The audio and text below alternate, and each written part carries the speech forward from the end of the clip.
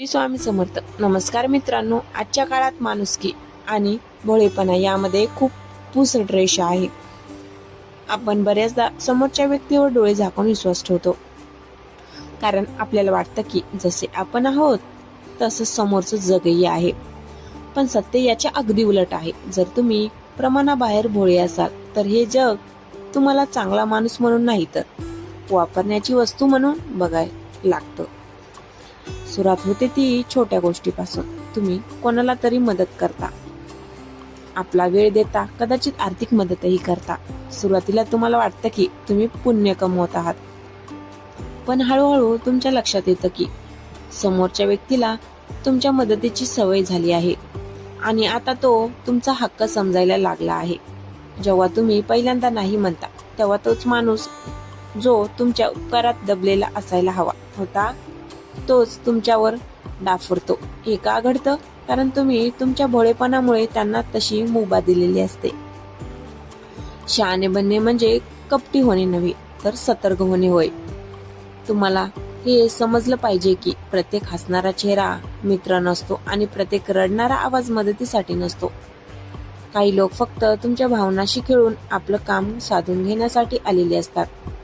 अशा वेळी नाही म्हणायला शिका. नाही हा शब्द उच्चारायला कडू वाटत असला तरी तो तुमच्या मानसिक शांततेसाठी आणि स्वाभिमानासाठी एखाद्या औषधासारखा काम करतो.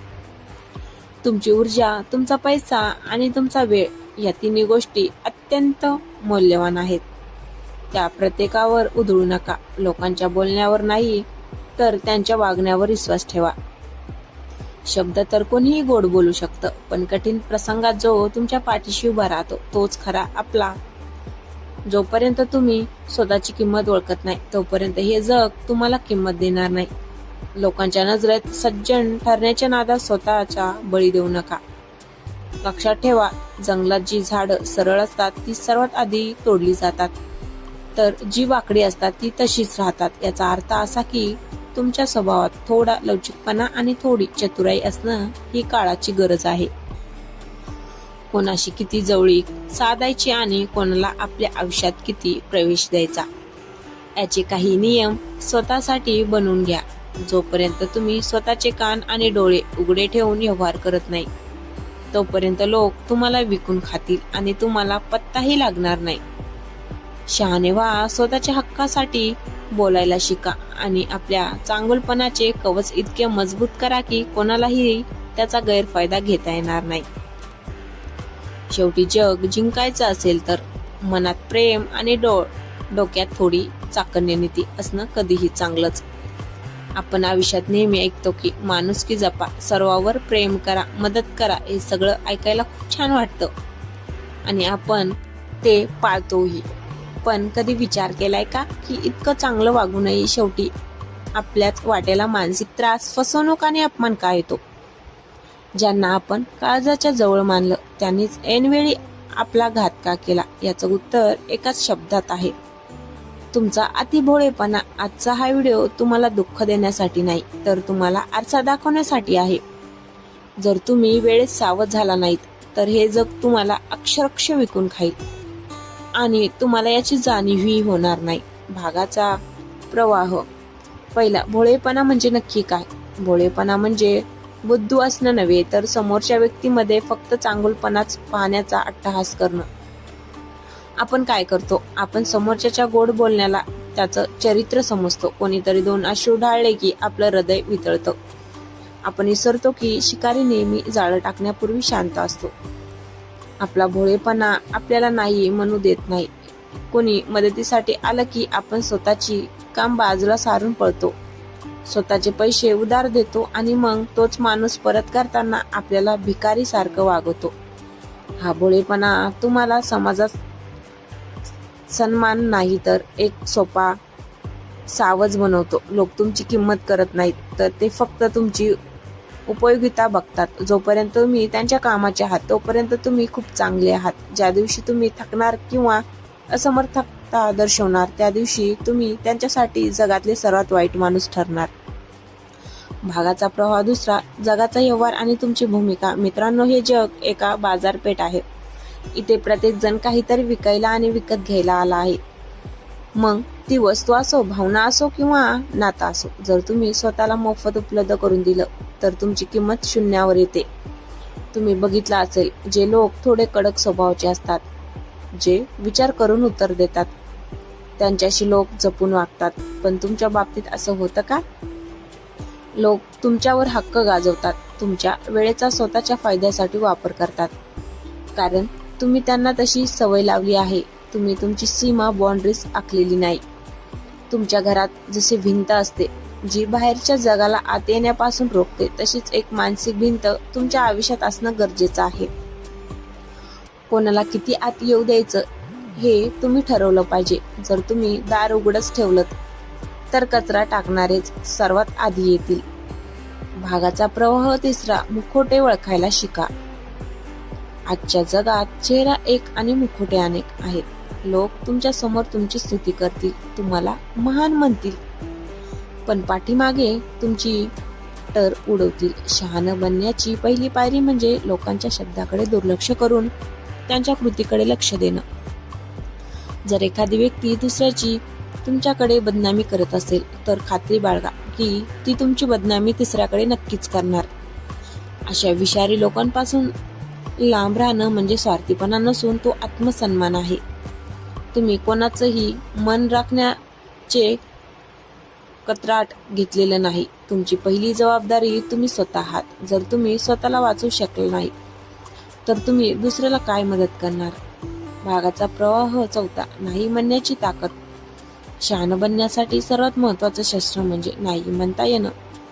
ज्या माणसाला योग्य वेळी नाही म्हणता येतं त्याचं अर्ध आयुष्य सुसह्य होतं. तुम्हाला वाटतं की नाही म्हणल्यामुळे नातं तुटेल, तर ऐका, जे नातं एका नाही मुळे तुटतं ते नातं कधीच तुमचं नव्हतं. ते फक्त एक सोय होती. जेव्हा तुम्ही नाही म्हणायला लागता तेव्हा सुरुवातीला लोक तुम्हाला स्वार्थी म्हणतील, बदलला आहेस असं टोमणा मारतील, पण हळूहळू त्यांना तुमची किंमत समजेल. त्यांना कळेल की तुमची सहमती ही गृहीत धरण्याची गोष्ट नाही, तर ती मिळवावी लागते. भागाचा प्रवाह पाचवा, भावना आणि वास्तव याची सांगड. आयुष्य हे चित्रपटासारखं नसतं की जिथे तुम्ही चांगले वागलात की शेवट गोडच होईल. वास्तव हे क्रूर असू शकतं. इथे सज्जन माणसालाच सर्वात जास्त संघर्ष करावा लागतो. म्हणूनच हृदयात दया ठेवा, पण डोक्यात व्यवहार ठेवा. कोणालाही उधार देताना ते पैसे परत येणार नाहीत ही तयारी ठेवूनच द्या. कोणावरही विश्वास ठेवताना त्याला तुमची सगळी गुपित सांगू नका, कारण आजचा मित्र उद्याचा शत्रू होऊ शकतो आणि शत्रूला तुमची कमकुवत नस माहिती असणं सर्वात घातक असतं. स्वतःला इतकं मजबूत बनवा की कोणी सोबत असो वा नसो तुमचं जगणं थांबणार नाही. इतकं सांगेन, भोळे असणं हे पाप नाही, पण भोळे राहून स्वतःचं नुकसान करून घेणं हा मूर्खपणा आहे. हे जग तुम्हाला तेव्हाच मान देईल जेव्हा तुमच्याकडे स्वतःचं मत असेल, स्वतःची ताकद असेल आणि स्वतःची तत्व असतील. कोणासाठीही स्वतःला इतकं झिजू नका की तुमचं अस्तित्वच पुसलं जाईल. मेणबत्ती दुसऱ्याला प्रकाश देण्यासाठी स्वतः जळते, पण माणसानं मेणबत्ती बनण्याऐवजी सूर्य बनावं, जो लांबून प्रकाश देतो पण स्वतःचं अस्तित्व टिकून ठेवतो. आता वेळ आली आहे तो जुना भोळा स्वभाव मागे सोडण्याची आणि एक नवा, शहाणा आणि कणखरमी घडवण्याची. जाता जाता विचार करा, तुम्ही लोकांच्या गरजा पूर्ण करण्यासाठी जन्माला आला आहात की स्वतःचं ध्येय गाठण्यासाठी? निर्णय तुमचा आहे. मित्रांनो, जाता जाता एक शेवटची गोष्ट सांगतो. जगाला तुमच्या चांगुलपणाची पर्वा नाही. जोपर्यंत त्यांना त्यातून काही फायदा मिळत नाही, तुमच्या त्या निरागस स्मित हास्याची आणि स्वच्छ मनाची किंमत फक्त त्यांनाच कळते ज्यांना खरोखर तुमची ओढ आहे. पण अशा व्यक्ती जगात खूप कमी आहेत. उरलेलं जग हे फक्त संधीची वाट बघणार आहे. तुमच्या आयुष्याच्या पुस्तकाचे लेखक तुम्ही स्वतः आहात. जर तुम्ही तुमची पेन दुसऱ्याच्या हातात दिली तर तो त्याच्या सोयीनुसार तुमच्या आयुष्याची गोष्ट लिहून टाकेल. मग त्या गोष्टीत तुम्ही फक्त एक दुय्यम पात्र किंवा वापरून सोडून दिलेला माणूस म्हणून उराल. तुम्हाला असा आयुष्य जगायचं आहे का? नक्कीच नाही. म्हणूनच आजपासून एक नियम करा, कोणाचं वाईट करायचं नाही, पण आपलं वाईट होऊ द्यायचं नाही. समोरच्याच्या डोळ्यात डोळे घालून नाही म्हणायला शिका. कोणी तुमच्या आत्मसन्मानाला धक्का लावत असेल तर तिथून सन्मानाने बाहेर पडायला शिका. भोळेपणा हा दागिना असू शकतो, पण तो जर तुमच्या गळ्याभोवतचा फास बनत असेल तर तो सोडून टाकलेलाच बरा. तुम्ही कमजोर नाही आहात, तुम्ही फक्त खूप दयाळू आहात आणि या दयेचा गैरफायदा घेणाऱ्यांना तुमची शहाणी बाजू दाखवण्याची वेळ आता आली आहे. स्वतःची किंमत ओळखा, स्वतःवर प्रेम करा आणि जगाला हे ठणकावून सांगा की मी चांगला नक्कीच आहे, पण मी मूर्ख नाही. हा व्हिडिओ जर तुमच्या मनाला स्पर्श करून गेला असेल आणि तुम्हाला वाटत असेल की कोणातरी भोळ्या मित्राला याची गरज आहे, तर त्याला हा व्हिडिओ नक्की शेअर करा. कारण तुमची एक शेअर केलेली गोष्ट कदाचित कोणाचा विषय उद्ध्वस्त होण्यापासून वाचू शकते. व्हिडिओ आवडला असेल तर लाईक करा आणि अशाच परखड विचारांसाठी आपल्या चॅनलला सबस्क्राईब करायला विसरू नका. पुन्हा भेटूया अशाच एका डोळे उघडणाऱ्या विषयासह. तोपर्यंत स्वतःला जपा, शहाणे बना आणि खंबीर राहा. धन्यवाद.